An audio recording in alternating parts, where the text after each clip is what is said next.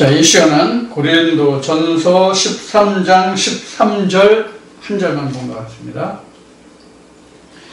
고린도 전서 13장 13절. 그런즉 믿음, 소망, 사랑 이 세 가지는 항상 있을 것인데 그 중에 제1은 사랑이니라. 아멘. 아마 이 세상에서 인간들이 살아가는데 사랑이 없다면 살아갈 수 있는 방법이 없을 거예요. 살아갈 수가 없을 거예요. 또 사랑과 함께 당연히 또 따라오는 게 뭐죠? 신뢰예요. 신뢰. 신뢰가 바탕이 돼서 사랑이 되고, 사랑을 함으로써 신뢰가 가고, 어느 쪽이 먼저다 나중이다라고 이야기하기가 참 힘들 것 같네요. 제 입장에서 보면. 그런데 그 사랑이라고 하는 것은 제가 생각해 보면 먼저 사랑이라는 것이 생기려면은 서로 간에 신뢰가 구축되어서 그 신뢰가 단단해졌을 때, 굳건해졌을 때 사랑이 싹트지 않나 하는 생각을 해보게 됩니다. 그러다가 신뢰가 깨지면 그 사랑이 와그러 무너지죠. 특히 이성 간에, 부모와 자식 간에, 형제 간에, 또 어떤 사업의 비즈니스 파트너들 간에 이런 것들도 다 신뢰에서 시작을 하죠. 그래서 신뢰가 무너지면 모든 것이 다 무너지고 마는 거예요. 그래서 믿음이라고 하는 그 말 속에는 사실 신뢰라는 것이 전제되어 있거든요. 그래서 사랑이라는 말 안에도 신뢰라는 것이 사실은 전제되어 있어야만 사랑이라는 것이 성립될 수 있다고 봅니다. 그러니까 세상은 사랑, 신뢰 다 좋은데 그 모든 것이 다 어느 하나만 가지고는 온전해질 수 없다는 거예요. 그러니까 모든 관계가 다 유기적인 상호 관계를 통해서 신뢰라든가 사랑이라든가 믿음이라든가 이런 것이 다 싹이 트고 그것이 형성 유지될 수 있다.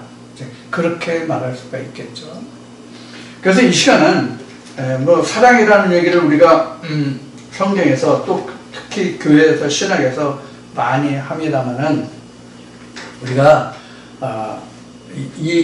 지금 고린도서 13장 13절이 원래 이제 신학적으로는 사랑장이다 이렇게들 많이 말들을 합니다만은, 근데 그 중에서 제일 믿음, 소망, 사랑인데 그 중에서 제일 큰 것이 항상 있을 것이 제일 큰 것이 사랑이다 이렇게 좀 되어 있잖아요. 그래서 고린도 전서 13장 13절 이 한 절 말씀을 통해서 이 시간 주제로 사랑과 성경과 사랑 이런 주제로 한번 말씀을 나누겠습니다. 사랑과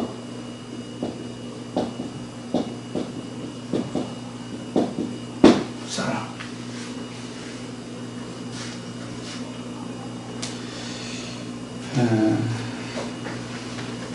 지금 이제 사랑에 대해서 이제 간단히 이런저런 신뢰라는 단어와 함께 말씀을 드렸는데요.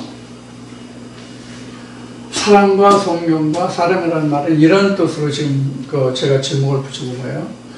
성경이 말하는 사랑과 사람이 말하는 사랑과 이제 그런 뜻이에요. 그런 것이 어떻게 다를까 또는 같을까 이런 것을 좀 생각을 해보고자 해요. 우리가 세상적으로 보면 사랑이라는 것은 부모와 자식 간의 사랑, 또 이성 간의 사랑, 또 형제 간의 사랑, 친구들과의 사랑, 우정이라고도 얘기하지만 그런 여러 가지가 많이 있죠. 그 사랑이라는 것은 그게 사실 광범위하다고 볼 수 있어요.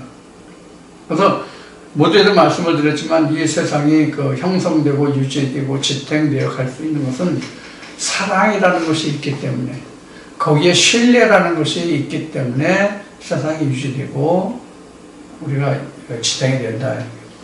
그럼 세상의 신뢰와 사랑이 지탱되고 유지되기 위해서는 뭐가 전제되어 있어요?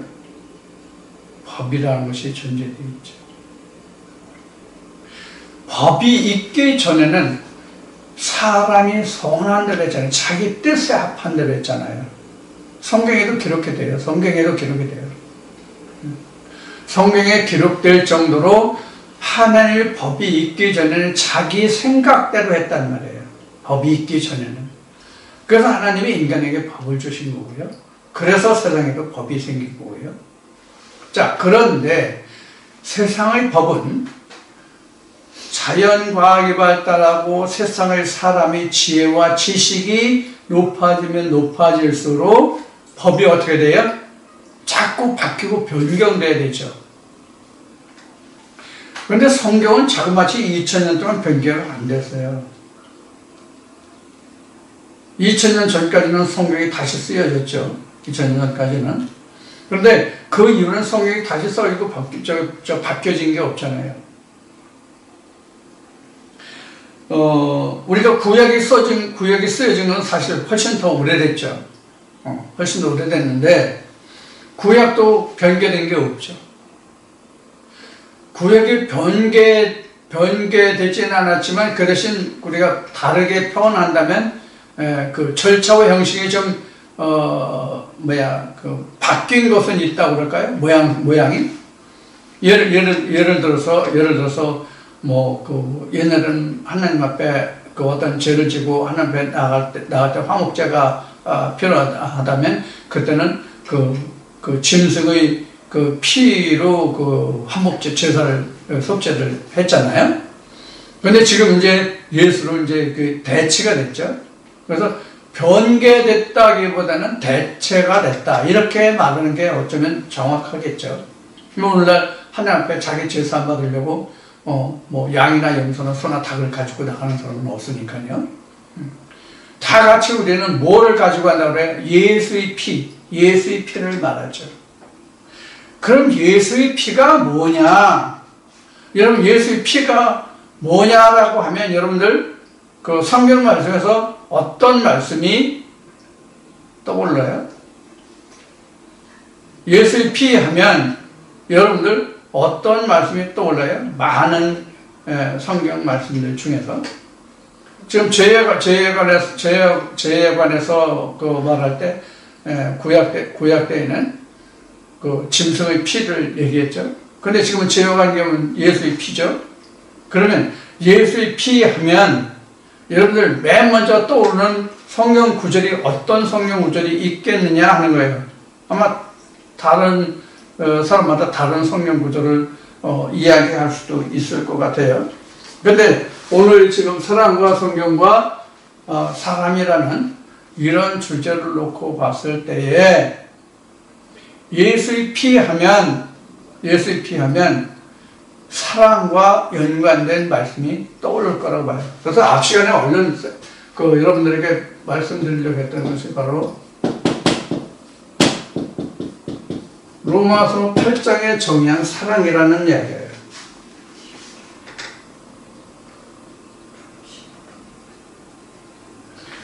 로마서 5장 8절에 사랑이라는 그 말씀이 있는데 이게 결국은 말씀이 뭐하고 이어지냐면 9절에 가면 예수의 피와 연결됩니다. 그리고 이것이 결국은 뭘 하냐면 우리에게 생명을 준다라고 결론을 내리고 있습니다. 그러니까 성경에서 말하는 사랑은 생명이에요. 그것도 단순한 생명이 아니라 영생이에요. 그러니까 예수가 우리를 위해 피를 흘려주셨는데 그 피가 우리 모든 죄를 사하고 우리에게 생명을 줬는데 그 생명의 영생에 이르는 그런 것이랍니다. 그것이 곧 뭐다? 사랑이다. 이렇게 성경은 정리하고 있어요. 그러니까 지금 봉독하기는 인용하기는 고린도전서 13장의 말씀을 봉독했는데 믿음, 소망, 사랑 그 중에서 제일 큰 것이 사랑이다. 이렇게 기록된 성경 말씀 고린도전서 13장 13절의 말씀을 봉독했는데 인용했는데 그 사랑은 곧 이런 것이다 하는 거예요. 이것이 제일 크다 하는 거예요. 그러니까 우리가 사랑이라고 하는 것은 일반 신학적인 교리를 바탕으로 일반 교회에서 말하는 사랑은 그냥 서로 보듬어주고 안아주고 따뜻하게 대해주고 위로해주고 이런 것을 우리는 사랑이라고 이야기를 한단 말이에요. 그래서 사람들이 교회 다니는 사람이 사랑이 없어, 애정이 없어, 이런 얘기를 많이 하고요. 교회 다니는 사람이 냉정해, 따뜻하지 못해, 이런 얘기를 하고요. 목사라는 사람이 인정머리가 없어, 따뜻한 게 없어, 사랑이 없어, 이런 얘기를 하고요. 이런 얘기 제가 무척 많이 들었거든요. 교회 다니던 시절에. 제가 집사 시절에 이런 얘기들을 많이 들었어요. 그래서 교회에서 그 목사가 어떤 그 무리들과 아니면 어떤 사람과 이렇게 좀 가까이 하고 다른 사람들을 등한시한다고 그럴까? 차별한다고 그럴까? 그러면 저 목사는 어떤 사람은 사랑하고 누구는 사랑하지 않아. 이렇게 얘기를 하고요. 이런 이야기들이 제가 많이 들었어요. 제가 집사 시절까지 많이 들었어요. 지금도 듣고 있죠, 사실은. 지금도. 뭐가 없다고? 사랑이 없다고.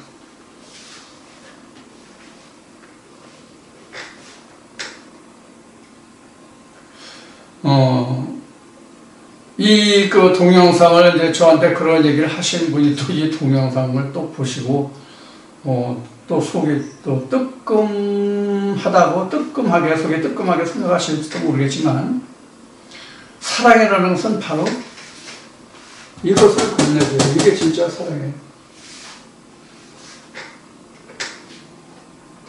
세상적인 사랑은 상당히 많죠. 부모가 자식을 사랑하는 것, 선생님이 제자를 사랑하는 것, 형제가 형제를 사랑하는 것, 친구의 사랑, 직장에서의 사랑, 이성 간의 사랑, 여러 가지 상당히 많겠죠.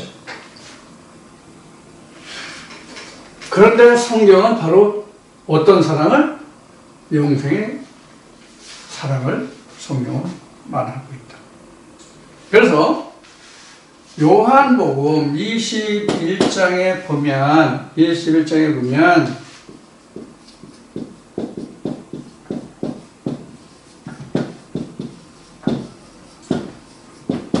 예수와 베드로의 대화가 나와요. 예수와 베드로의 대화가 나오는데 이 대화를 보면 이렇게 나오죠. 예수가 앞에고 베드로가 뒤에요. 예수가 처음에 아가페를 말해요. 베드로는 필레오를 말해요. 두 번째도 예수님이 아가페를 말씀하세요. 필레오를 말해요. 베드로는. 세 번째는 예수님도 필레오, 여기는 필레오예요.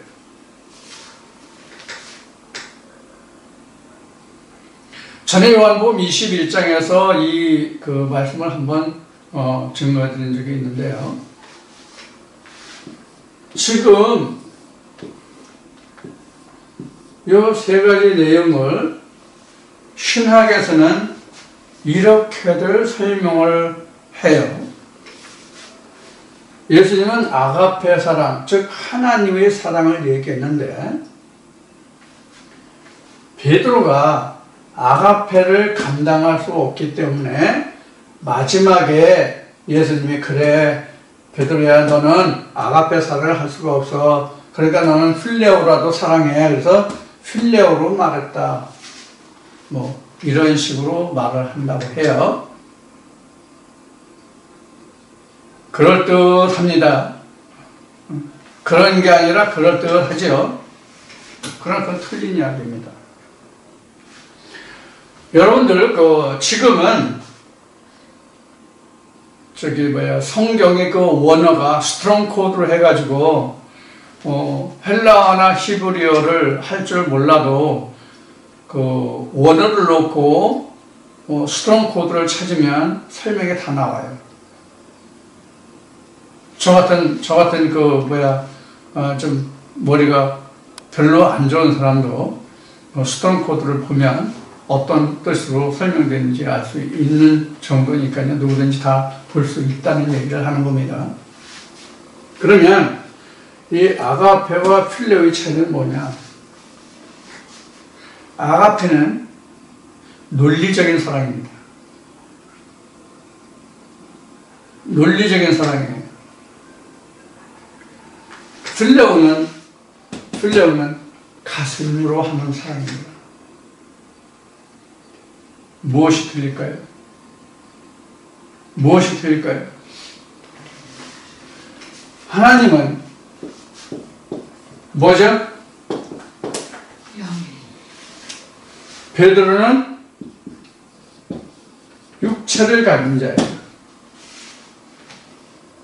육체를 가졌다는 얘기는 뭐가 있다는 얘기예요? 뼈와 살이 있다는 얘기예요.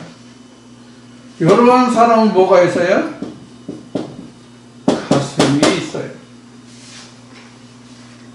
가슴이라는 게 뭐 영어로 chest, 이 육체의 이 가슴을 이야기하는 게 아니에요.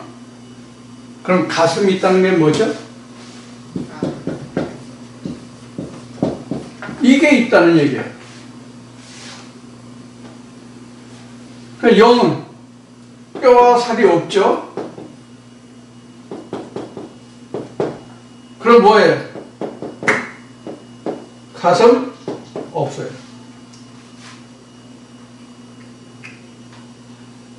어떤 문제가 있을까요?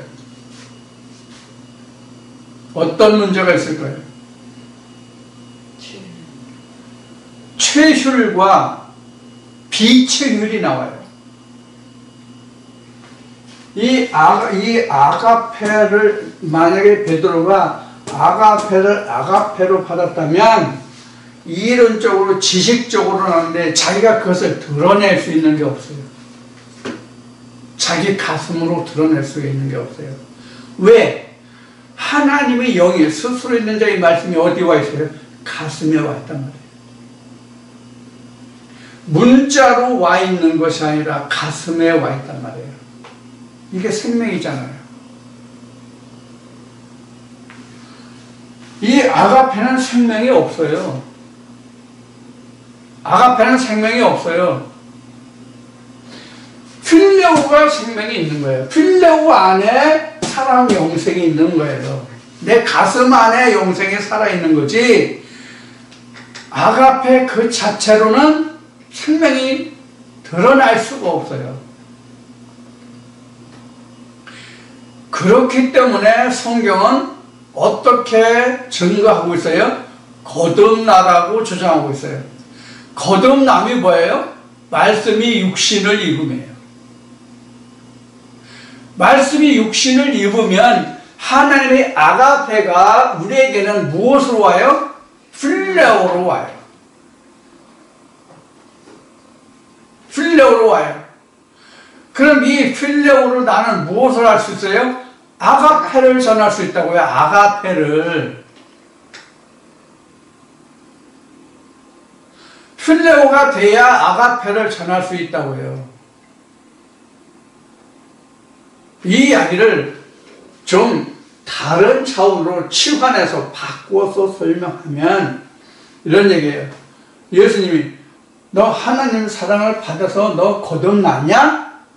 이렇게 물어보는 것과 같아요.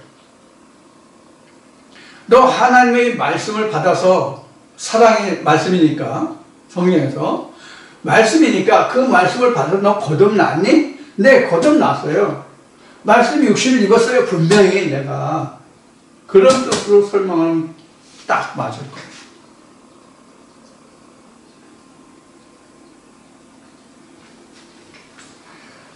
아가페를 그냥 우리가 그냥 아가페로 내보낼 수가 없어요. 절대로 내보낼 수 없어요.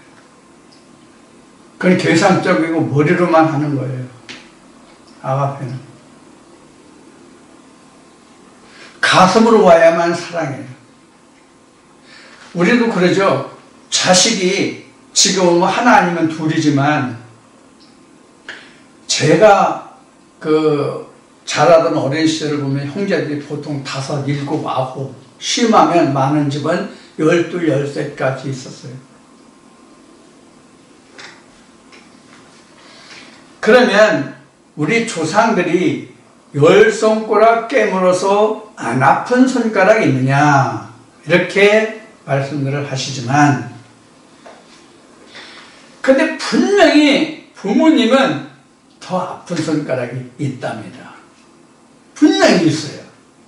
내가 그걸 알아요. 나도 자식을 키워봤기 때문에 알고 내가 부모한테 사랑을 받아봤기 때문에 알아요. 분명히 더 아픈 손가락이 있어요. 생리적인 아픔, 손가락의 물어서 아픔은 다 어느 손가락을 물든지 간에 똑같이 다 아파요. 똑같은 세기로 물으면 똑같이 어느 손가락이든지 똑같이 아파요. 그런데 부모의 마음은 자식을 향한 부모의 마음의 아픔은 절대로 똑같지 않아요. 부모가 가장 자식에 대해서 아픔이 사랑이 큰 자식은 어떤 자식이냐면 불구자로 낳음을 받은 자식이라고 해요. 그 자식에 대한 사랑과 미움이 동시에 수반이 돼요. 그걸 애증이라고 그러죠. 사랑과 그 증오가 같이 함께 얼버무려져 있는 것을 우리가 애증이라고 그러죠. 그 애증이 큰 거예요. 그리고 공부를 좀 잘하고 사회적으로 좀 성장해서 사회적으로 좀 이런 이바지도 좀 하고 좀 잘 나가면 부모가 그 자식을 더 믿고 의지하고 사랑해요. 그런데 어떤 자식은 속썩이고 사람 구실을 못해요. 사람 노릇을 못해요. 그럼 어떻게 해요? 아이고 내가 저걸 자식으로 낳고 몇 국 먹었나 이런 소리 해요 안 해요? 아마 이 동영상을 들으시는 분들도 그런 말씀을 해보신 분이 계실지 모르고 또 부모님으로부터 그런 말씀을 듣고 자란 분도 계실지 몰라요. 자, 이같이 세상적인 사랑은 크고 작음이 있어요. 그리고 누굴 향해서 사랑과 미움이 나눠질 수 있어요. 크기도 다르고 색깔도 다르고 다 다를 수 있어요. 그러나 하나님 안에서의 사랑은 딱 정해져 있어요. 정해져 있다고요. 완전히 고정되어 있다고요. 요동치 않는 자리를 잡고 있다고요. 뭐로? 영생이라는 것으로.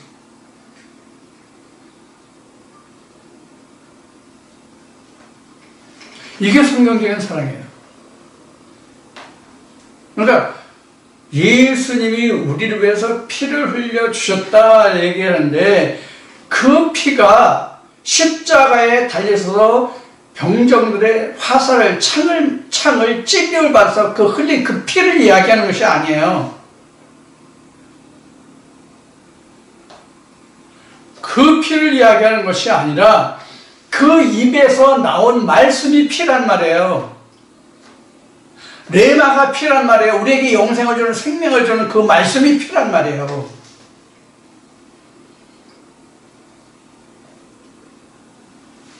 2000년 전에 예수님이 십자가에 달려서 병정들이 창으로 배를 찔러서 피가 나오고 물이 나온 그거가 피와 물이 아니라 예수님의 입에서 나온 말씀 레마가 우리에게 피와 생수란 말이에요. 그게 사랑이란 말이에요. 그래서 나를 위해서 죽으셨다가 나의 영생을 위해서 그런 말씀을 내게 남기셨다가 피를 흘렸다. 나를 위해서 피를 흘리셨다 이 뜻이에요. 나를 위해서 죽으셨다 이 뜻이에요. 그게 죽지 않은 피가 나오지 않잖아요. 창에 찔려서 죽지 아니하면 피가 나올 수가 없잖아요. 그런 표현일 뿐이에요. 그런 것을 우리에게 그 육체를 통해서 보여주셨는데 그 눈에 보이는 그 피를 우리가 자꾸 연상으로 생각한다고요. 그 피가 아니라 그 입에서 나온 말씀이 뭐예요? 사랑, 피, 영생이라고 얘기해요. 지금 로마서 5장 8절이라고 얘기했죠? 로마서 5장 9절 이렇게 영생 피 얘기 나온다고 얘기했죠? 로마서 5장 다시 보세요. 좀 처음부터 자세히 읽어보세요. 이 말씀을 들으시고 나서 로마서 5장을 곰곰이 한번 정독을 하세요. 정독을 하셔서 제가 지금 드린 말씀을 여러분들 염두에 두고 정독하셔서 다시 한번 생각해 보시길 바랍니다. 이같이 우리가 사랑과 성령과 사람이 그 똑같은 사랑을 말하되 이와 같은 차이가 있는 거예요. 우리가 사랑이라고 하면 철학적으로 우리가 이야기하는 건 에로스도 있고 그 플라토닉 그 사랑도 있잖아요. 그리스 신화에서 에로스의 사랑은 여러분들 지금 유튜브가 인터넷이 많이 발달해 있어서 SNS에 여러분 들어가서 어느 네이버든지 다음이든지 유튜브든지 네이버나 다음 같은 게 좋겠네요. 네이버나 다음 같은 데서 여러분들이 에로스 사랑, 플라토닉 러브 해가지고 한번 그 검색창에 써서 한번 찾아서 공부를 해보시기 바랍니다. 세상의 인간적인 사랑은 에로스와 플라토닉 러브가 있는데 이 플라토닉 러브는 이게 철학자 플라톤이 주장한 거 있잖아요. 정신적인 사랑. 에로스는 육체를 따르는 사랑. 이런 것을 두고 얘기했는데 에로스를 여러분들이 인터넷에서 만약에 검색해 보시면 거기에 푸시케라는 단어가 등장할 겁니다. 이 푸시케를 여러분들이 잘 염두에 두고 에로스나 플라토닉 러브를 여러분들이 한번 생각해 보시면 좋을 것 같아요. 그게 바로 인간 사이에서 생기는 거거든요. 근데 성경에서 말하는 사랑은 이것뿐이에요. 영생이가 하나라니까요. 영생 하나뿐이라고요. 믿음을 통해서 소망이라는 것이 생기는데 믿음을 통해서 생긴 소망의 결과가 뭐냐? 사랑, 영생이다 그거예요. 근데 이게 지금 결국 고린도서 13장으로 이게 뭐예요? 얼굴이죠? 얼굴과 얼굴을 볼 것이라는 말씀이 나오잖아요. 그 얼굴이 뭐예요? 얼굴과 얼굴을 본다는 게 뭐예요? 대면한다는 얘기예요. 내가 확인한다는 얘기잖아요. 뭘 확인해? 영생을. 그럼 영생이 누구예요? 영생이 뭐예요? 예수잖아요. 요새 늘 얘기했죠. 너희가 성경에서 영생이 있는 줄 알고 상관하 그것이 나에 관한 기록이다. 예수님이 하신 말씀이죠. 그러니까 영생이라고 하는 것은 결국 예수란 말이에요. 사랑이라는 것은 예수란 말이에요. 그래서 결국. 그래서 그 얼굴이 곧 예수의 얼굴을 본다는 것이에요. 이제는 우리가 거울을 보고 희미한 허상을 보지 말고 거울을 깨고 실상 그 얼굴을 볼 거란 말이에요. 그 사랑이라는 실체를, 예수라는 실체를 내가 확인해야죠. 그래서 사랑은 즉 필레오의 사랑을 느끼는 것은 목사가 주는 것이 아니라 내 안에서 주는 필레오예요. 그 사랑이 기쁨을 주고 희락을 주고 소망을 주는 거예요. 목사가 주는 게 아니에요. 내 안에서 그 말씀이 역사돼서 예수라는 얼굴이 드러났을 때, 영생이라는 것이 드러났을 때, 그때 비로소 나는 필레오가 되는 거예요. 그 전에는 아가페예요. 냉정해요. 그러니까 내가 여러분들에게 말씀을 전하는 것은 사랑이 아니라 필레오가 아니라 아가페예요. 지금 따지고 보면 아가페를 여러분들이 필레오로 만들면 뜨거워진다 그 얘기예요. 사랑을 알게 된다 그런 얘기예요. 이게 장성한 자예요. 그래야 비로소 나는 장성한 자예요. 사랑의 맛을 아는 장성한 자예요. 우리가 사랑 얘기하지만 진짜 사랑이 뭐예요? 인간적인 사랑하면 진짜 사랑이 뭐예요? 진짜 사랑이 뭐예요? 성경에서 진짜 사랑이 뭐예요? 내가 예수의 신부가 돼서 예수와 함께 합방하는 거예요. 신혼의 꿈에 젖어 들어가는 게 뭐예요? 필레오예요. 이게 사랑이란 말이에요. 거기서 뜨거운 사랑을 느끼는 거지.